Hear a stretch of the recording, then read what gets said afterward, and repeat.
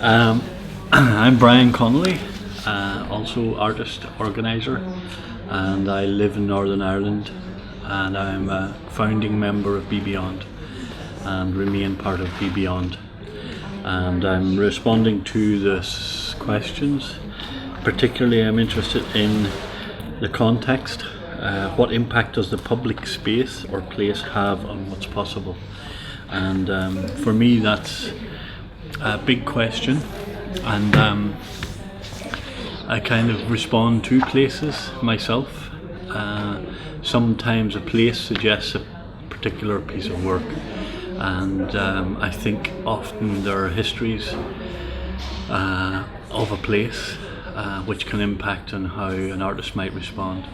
And I also believe that the conditions of the space or place has an effect in working even as an individual or in a group, including the climate, the weather, whether it's a city context, architecture, hard space.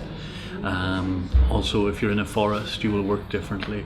So to me, the idea of the place, the context, really ultimately affects what people do or how they feel and what their response might be. So for me, that's a paramount kind of question.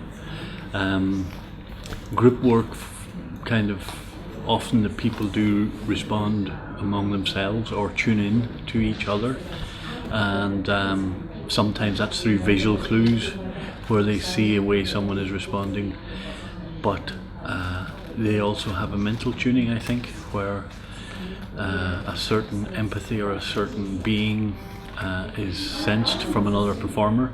It's possible to know whether someone is receptive or whether they're involved in something very individual or specific. So for me, that also is an influence, the actual nature of the tuning of people in a space.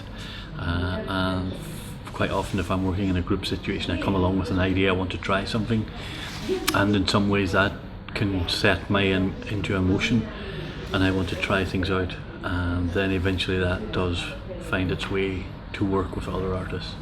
Other times I arrive with very little and just respond to what's there